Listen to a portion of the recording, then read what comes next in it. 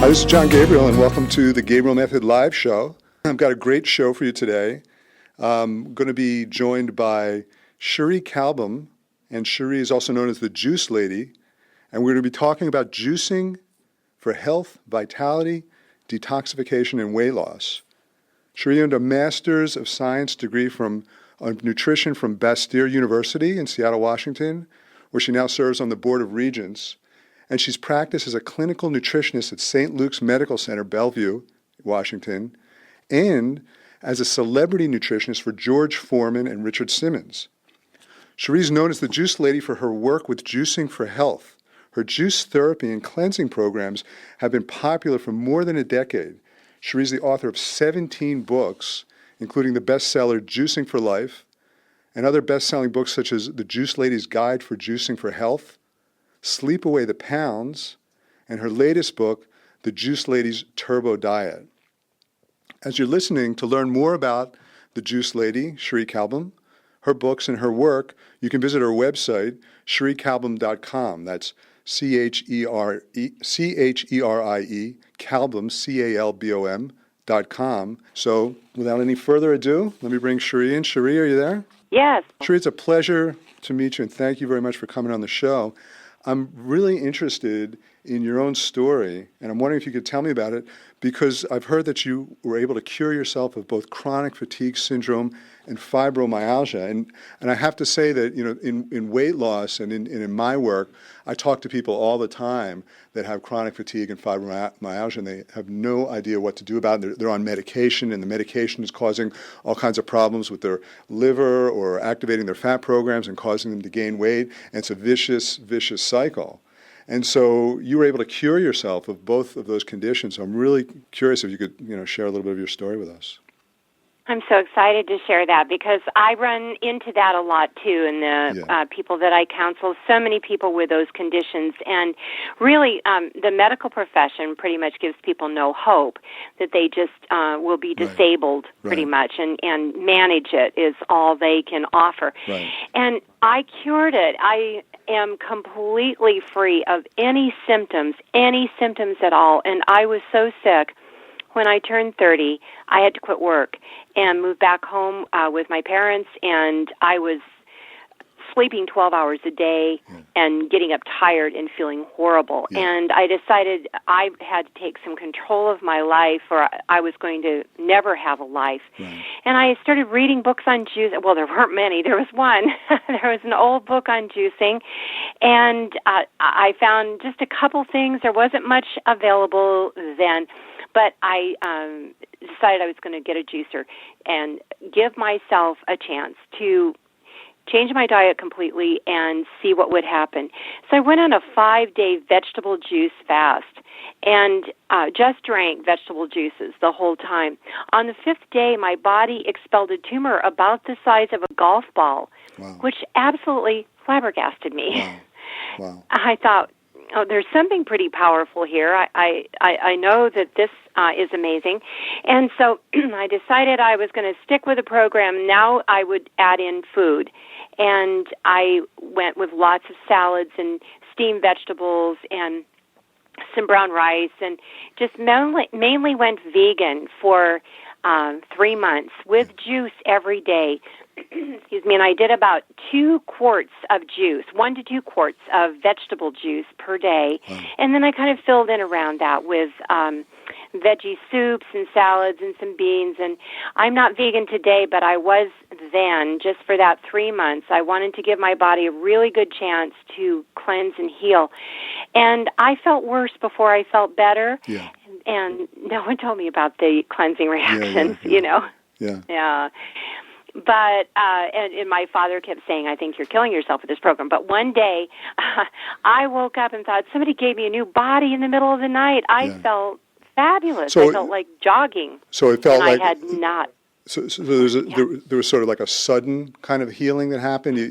You had a healing crisis, which I talk to a lot of people about all the time when they're detoxing and those toxins are being released, and you're getting a kind of a healing crisis. But what you're saying is that you went through that, and then like all of a sudden one day you just felt totally different. Is that the way you experienced it? It is, and I know that it wasn't just one day my body healed. Yeah. It was working all of that time, as you know, behind the scenes, so to speak, and healing. It was just that one morning that it manifested. I woke up early, had lots of energy, felt wonderful, no more pain in my body, no more fluish feelings, which a lot of people with chronic fatigue feel like they have the flu all the time. Right. And I just felt wonderful. Yeah. Then I went back to LA, to California, and started back on my old lifestyle a little bit, just kind of adding in some foods here and there that weren't the best for me. And my old symptoms started coming back. And that's when I realized this has got to be a way of life. This raw food, live food, and juice is what's given my body life, and I've got to be very strict. And I have been very strict ever since, and it's paid off because I have felt great. And when you say you've been very strict in terms of your daily regimen of having juices, or very strict in your overall what you're eating, and because you say you're not a vegan anymore, right? So where's the focus? Is the focus on that you're making sure that you're getting the juices that you need, or is it in every aspect of your diet? It's in every aspect, even of my lifestyle. Yeah. I make sure that I get 2 glasses of juice a day. One of those often is a green smoothie because I pour the juice in a blender and add an avocado. Right. And that's often my breakfast. And then I put some ground nuts on top. And then I get another juice during the day. And oftentimes I like to do a juice cocktail for my husband and I before dinner. And then you don't eat as much for dinner. But I really watch what I eat. I have not had any sweets in several decades. All right, so a couple of decades. Here's an important question. Do you crave them? Do you crave sweets at all? No. Like, is it a daily thing where you... Okay. Did you used to crave them before you changed your diet and your lifestyle? Horrible. Yeah. And I was a sugar baby, is what I call myself. Yeah. I grew up eating sugar, and I craved it all the time, and I ate it constantly. Right. And I'm sure it was part of a contribution to my illness. And I don't eat anything white. No, I don't have any flour products. Right. I eat mostly vegetables, a little bit of like lean or free-range, grass-fed, organic, animal product. Right, and when you're saying this, because I'm someone that's been on both sides of the tracks, and so I can listen as who I used to be and who I am now. And as I'm listening to you, I'm thinking to myself, I could never do that. I could never go off sugar or bread or wheat. And so that's why you say you don't crave sweets anymore. What about things like flour type things, processed foods, breads, wheats, the things that you're not eating anymore? Do you crave those at all? If I ate some, I could eat the whole thing. Okay. If it's like, don't bring that bread to the table. Okay. If I love the sourdough bread here in the Northwest, I'm in the Seattle area, hot sourdough bread with butter on it. Some people are probably, saying, oh, yeah, I could have some of that too. I can't start there because I would want the whole thing. Okay. But if I don't bring it in the house, if I don't eat it, if I don't have a bite of it, then I'm fine. Okay, so so let me ask you a question. So without getting too personal, how long has that been now that your symptoms of fibromyalgia and everything have been going straight through since you felt like you had a new body, or does it flare up sometimes when you're in stress, or if you have a bad day? Like what? Oh, no, I've not had anything flare up at all. That's amazing. The only time that it started doing that was when I started going back to some of the old foods that I had eaten before. Yeah. And then my symptoms started coming back. Okay. And so I've really, and along the way, I've tested a little bit here and there, like, could I get away with, a little pizza or, some bread here and there? Yeah. And then I don't feel well, Yeah. and it scares me. Okay. So I just don't even go there. So I've had some success with helping people work through chronic fatigue and fibromyalgia, dealing with some of the stresses and the traumas in their life that have brought it about. Feelings like they can't let go, can't forgive. There was something that happened to them that shut down and overwhelmed their system. And then other people, maybe it's their system has been overwhelmed through toxic overload. And I'm just wondering. You said you changed your lifestyle. Was it just juices, or did you have to deal with some of the stresses in your life and change your lifestyle from a mental and emotional perspective, or deal with other toxins that you were dealing with, or was it just the juices that worked for you? No, it was all of the above. Yeah. I had traumas from the past, and people who read the introduction to my book, I tell my story. There was a lot. Yeah. There was a lot of stuff, and I had toxins from chemicals, stress chemicals, create a lot of toxins too. And so I had to deal with that. Yeah. I had to go through some emotional releases, and I call it emotional cleansing and physical cleansing. And it was all tied together. I think maybe I ate a lot of sweets because of losses. And they say, if you eat a lot of sweets, you're trying to bring sweetness into your life on some kind of an emotional, spiritual level. My mother died when I was 6, so I think, I was. Right. I'd love to read the so is that introduction in your latest book then, the Turbo? It is. Juice Ladies Turbo. I'd love to read that, because I know that as you're talking to me about juices, I'm thinking to myself, well, I know that works, but at the same time, everyone that I've ever worked with that had fibromyalgia, chronic fatigue, or any type of chronic conditions that Western medicines really doesn't understand, there's dealing with the emotional aspect of it is where I've gotten tremendous success. So I'd love to find out more about that. So what about weight loss? Can we talk a little bit about the benefits of juicing for weight loss? Because most of my listeners are interested in that. Yes, and my favorite thing, because there's been such great success on this program, and I hear from people almost every day who've gotten on the program and said, wow, I just lost a pound a day, and that's people that have more weight to lose. If you just have 10 pounds to lose, you won't lose that quickly, that much. But all the time, success stories. And here's what I see, as much as I've been able to pick out what's going on. First of all, I recommend a minimum of 2 glasses of juice a day. If you say that's just impossible, at least get one somewhere, and fresh live juice. And we'll talk, I know, more about that later. And then I recommend a low-carb diet. Get the sugars out, because sugars set you up for weight gain, metabolic syndrome, or insulin resistance, that sort of thing. So get the sugars out, and things that turn to sugar. That's why I ask you about your cravings, because everybody knows that they're not supposed to eat sugar and carbs and things like that. But having lived both sides of it, I know what it's like to be in a body that's forcing you to eat those type of things. And when I listen to someone that says, don't eat this, don't eat that, if I were to put my shoes in the position that I used to be, it would be kind of going in one ear and out the other. It's like saying, don't breathe so much, because sooner or later, you know what I mean? You're forcing. I know. Now, for me personally, it's now 10 years, and I'm on the other side of it, and I don't crave. I mean, looking at bread, tasting bread now tastes like cardboard to me, and I don't crave it anymore. And one of the things that does help me tremendously is I do exactly what you're saying. I do have juices every day. I have fresh wheatgrass, and then I also have other types of juices every day. If I have my juices, I'm not craving the other foods, and I think there's a couple of reasons for that, but one of them is you're getting such incredible specific nutrients into your body that your body is no longer in this situation where it's in a nutritional famine, where it's craving foods all the time. So there's an important message I just want to say to my listeners, and that is that everything Cherie is saying is dead on right, but the important thing is by adding the juices, you will find over time your blood sugar will stabilize, and you will start to crave the sugar less for so many reasons. The yeast and candidas in your body and the parasites that are causing sugar cravings, they're going to be all gone.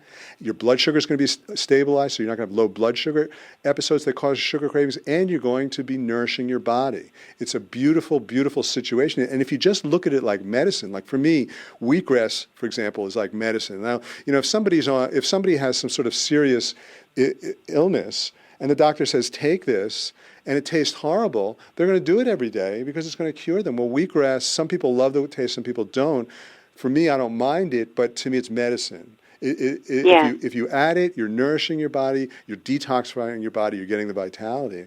So can you talk a little bit about like the types of juices that you like, and like what specifically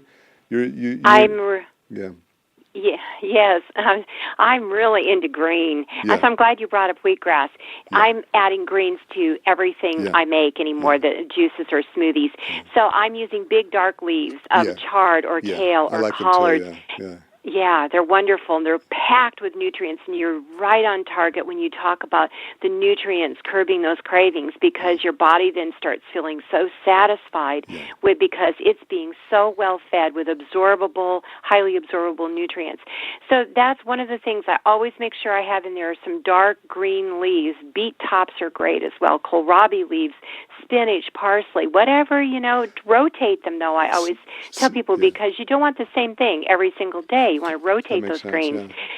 And get more variety, more nutrients that way. And then to that, I add a cucumber, and I have a cucumber in every juice I make. Why is that? And it gives me a lot of juice, Okay, yeah. for one, because it's got a lot of water. Yeah, okay. And it's got some silicone, which is wonderful for the skin, keeps your skin looking lovely.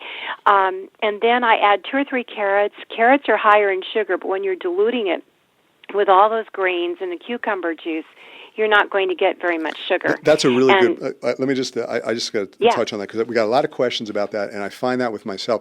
My system is really hypersensitive to sugar. If I eat anything that elevates my blood sugar too quickly, I actually experience kind of a revolting type of feeling where my body says, "No, stop that." And so with juicing, I find that all the juices you're talking about, the green ones, I can drink those. I can drink bucket loads of that. The minute I start mixing carrots, apples in there, or other fruits, I got to be really, really careful that I get the right combination. Because if it's too much, I'll take a sip of it. My blood sugar goes through the roof, and my body just says, "No, that's not right." And we got a lot of questions about that. Yes. I'm just gonna look through these questions because it's a good time to go through them. But Well, let me just add in here, I do the same thing, so I can only handle a couple, and that's not all for me. It's for my husband and I. But I put in lemon. There's almost no sugar in lemon. It's very low, and yet it freshens and it flavors. I put in a big chunk of ginger root. It's loaded with zinc. I like that too. And, it adds How about garlic? spice. Do you put garlic in also? I do, and I love garlic with kale and other dark greens. And it's wonderful. I went on this big celery thing.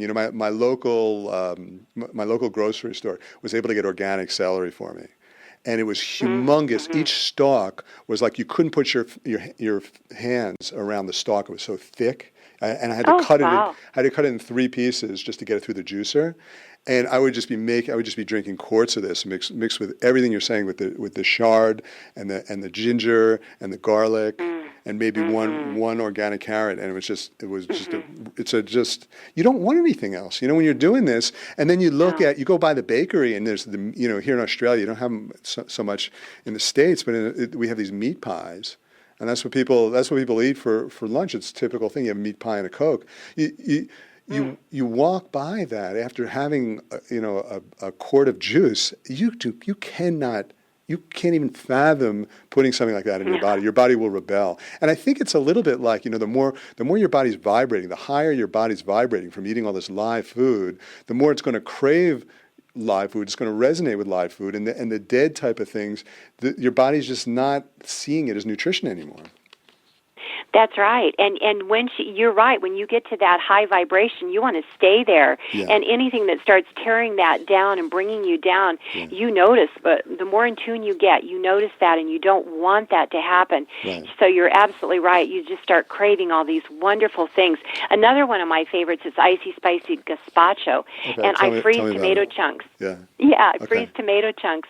Put them in my blender, or my Vitamix is what I use, and a big handful of cilantro, and either a little bit of jalapeno or a dash of cayenne pepper, a tiny pinch of sea salt, and then I do a combo of a little bit of carrot and lemon and pour that in there, blend it all up. It's kind of slushy and icy and spicy, and all that cilantro. My body just seems to soak it up. It can't get enough. And cilantro helps detoxify mercury, so it's wonderful to have. Well, all the greens probably do, because they have chlorophyll, and that's what makes a green juice green is the chlorophyll, and chlorophyll is like a mercury magnet. It'll suck mercury from any part of your body into it, and then you'll eliminate it. So I'm pretty sure all the greens are. But what about putting cucumber in that gazpacho? That would be nice, yes. right?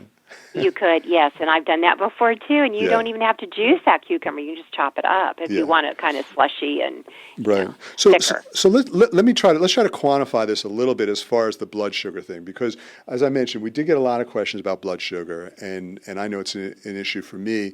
So a lot of people say that juicing's bad, especially juicing fruit, because it'll elevate your blood sugar. So what are the strategies that you can use to have a fresh live juice and keep your blood sugar stable? My strategy is all the time keep the fruit out. Keep the fruit out. Eat your fruit. And juice your vegetables. I actually do that. Except for lemon and lime. Yeah, that makes perfect sense to me. Yeah. I actually do that. But what about also carrots and beets? They also can elevate your blood sugar. So what combinations They do you use with can. that? Yeah. Very small amounts, very small. unless people are fine. Well, some people are fine; it doesn't bother them. But for most people, it does. And these days, so especially small amounts, a little bit. So all right. So if you're having a glass of juice, what portion of that is going to be? How much of is it going to be a carrot? Is that going to be 1 carrot for all the? Is 1 carrot's going to give you maybe like 30 mils of juice, probably something like that? I'm guessing. Yeah. Right? So if you're having 8 ounces, Usually, 1 carrot would work out right. Is that?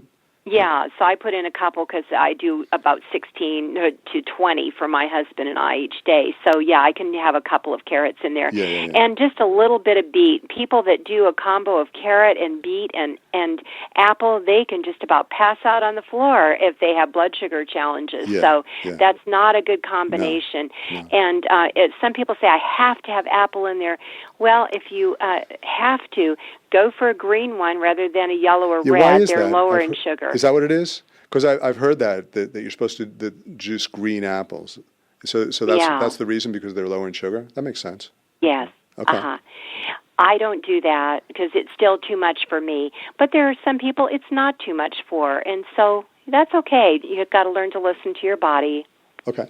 All right. So can you let's talk about just some tips for getting started. First of all, the right juicer. Now, one guy, let's see, Joshua in Hobart, says he's got 3 different juicers. He's got an Angel, which is an expensive, slow. You need to cut the pieces very small. He's got an Oscar, which is quick. He gets nice results. He's got a Breville, which spins the heck out of it. I'm reading. He says spins the heck out of it, but it needs to be drunk immediately. But you can use big pieces very fast. If someone's just getting started, what do you recommend? And maybe they don't want to spend too much. You have a Vitamix, is that right? I think that they're rather costly, aren't they? The Vitamixes are, and they don't make juice. They make smoothies. And some people think that they're a juicer, but they're not. So it keeps all the pulp in there. I see. It's kind of mushy.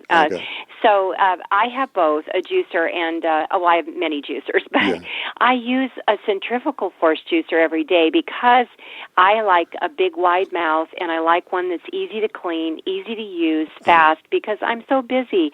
And that's what I find many people say to me. They just don't have a lot of time in the kitchen. So one that's slow, it's wonderful. It's making wonderful juice, but they just don't use it. So if it sits under your counter all the time, it's not worth it. Now, what about the issue? They say that the high speed centrifugal ones can kill the enzymes and sacrifice some of the live elements of the juice. Is that your experience? Or?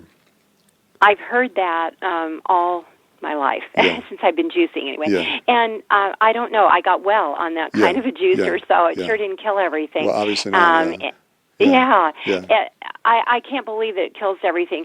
The old centrifugals used to heat up, and that was the big complaint, that the juice got hot. Well, none of them do that anymore. They've got cooling fans in there, and the juice always comes out cold, and you touch the juice bowls on all of them. I've tried them all, and they're all cool.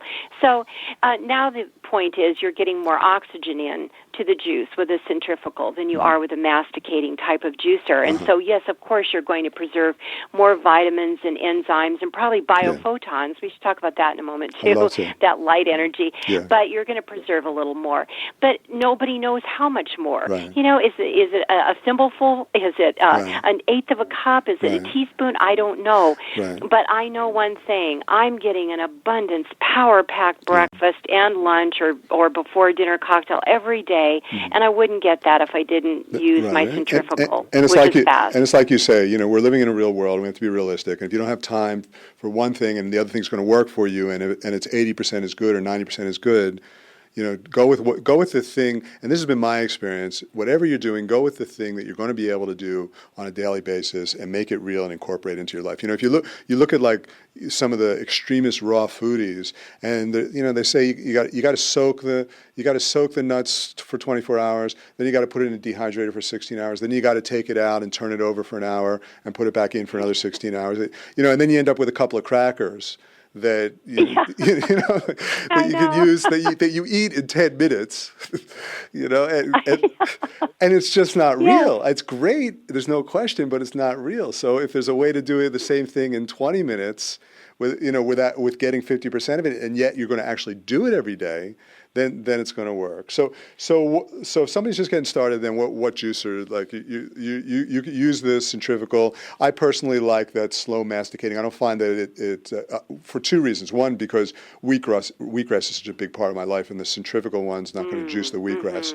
And so I just use that one, and then I can put all the other juices into it. And it takes a little bit longer, but the cleaning's pretty easy, and then I don't need to get two different juicers, and I can do smoothies with it. So I'm pretty happy with the slow press, whatever they call it, masticating ones. Yes. Yeah. They have a number of slow press, and there's some that are even called the slower quiet juicer now that are a little more money in their $300 range rather than $200. Right. And I've got a bunch of them here at my place, and I use the masticating one for whenever I make wheatgrass juice, of course. Yeah. But I just am in too fast. So, people just have to find what works for you. And I always interview people when they call me to kind of say, well, I need some help in choosing a juicer. Then I want to find out what your lifestyle is. Do you want to do wheatgrass juice a lot? If you do, you need to get a masticating, slow juicer to do that. If you're really in a big hurry, you don't care about the little leafy greens or like parsley or wheatgrass juice, but you're in big hurry and you don't want to spend a lot of time juicing. You want a big wide mouth, then go with a centrifugal that has a wide mouth and get the job done. Right. So you'll keep juicing. Cool. All right, so let's talk about live food and biophotons because for me it's a big part of my approach is that I feel like people are starved for life force vitality, and life force vitality is not something we can really measure too easily. A little bit like 200 years ago, maybe we didn't know there was electricity, or we thought there was, but we couldn't prove it, or we didn't know that there was microwaves and all these different things that we've never been able to measure, and then we're able to measure and use it. There's no question that there's life force vitality. It's just so obvious. All you have to do is look at a live person and a dead person. They look the same, but there's a world of difference between them. And so I feel like we're chronically starved for life force, and one of the best ways is to get live juices because it actually has that component of life force in it. So I'm wondering, if we can talk a little bit about your take on that and the latest research that's come out as far as biophotons and things like that. I love that. The new frontier of research is biophotons. There's been a lot of research done in Germany on that, in tubes, so they are measuring it and named it. It's the light rays of energy that emanate from raw plants. It comes from the sun, of course, and we ingest that when we eat them raw, and we cook it, even steaming it a little bit. We're losing that, and quickly we're losing all of it. They filmed it in Kirlian photography. That's been around longer than this new research. And they have seen these beautiful light rays on raw plants, and then it's just about all gone when it's cooked. So we need that. And they're finding now that those biophotons feed the mitochondria, the little energy furnaces of our cells. And that's what gives us energy and makes us feel like getting up and doing something and feeling vibrant. And I realize when I look back on my life, I ate very little raw food. I grew up in Iowa, the Midwest of the United States, on meat and potatoes and boiled corn and stuff like that. And I didn't have raw food. And once I started getting these live foods, my body started coming to life, and I thought differently. My emotions were different.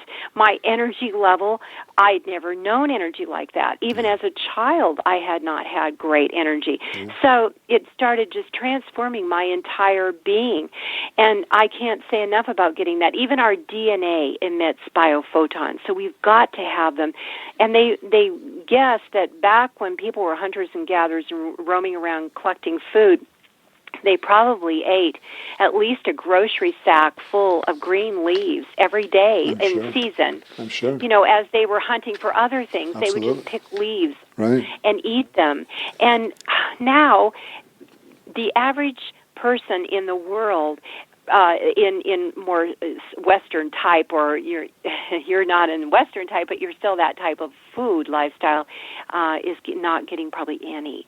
Some people, their vegetables per day are a lettuce leaf on a burger in the U.S. with a slice of tomato, Right. So we're just so, in the more civilized nations, depleted in live food, and these biophotons are extremely important to our vitality and our energy and our health. And now they're finding it's probably at some point going to be named as important as a vitamin. They discovered decades ago. Yeah, I mean, to me, it's just so obvious, especially having lived through it. And you can look at somebody, and there's a world of difference between you're looking at someone that eats live food all the time and somebody that doesn't. You're just going to look at them, and they just look totally different. One literally looks more alive. It's like you said, that energy. I mean, the way when I was living in New York and I was over 400 pounds, and I just remember everything I ate was dead, and I was falling asleep all the time. I was a walking zombie. And the difference in my energy is night and day. And I even find now that the difference in my energy is going to be night and day depending on whether or not I'm juicing. If I'm taking my wheatgrass and I'm having juices in a day, my energy is there the whole way straight through. I don't have to worry about anything. Doesn't matter what else I eat. It's going to be good. It's going to work for me. If I don't do that, I'm hungry all the time. I'm looking for something. It's not quite working for me. It's elevating my blood sugar, and then I'm having a rebound effect where I'm tired at 3 o'clock.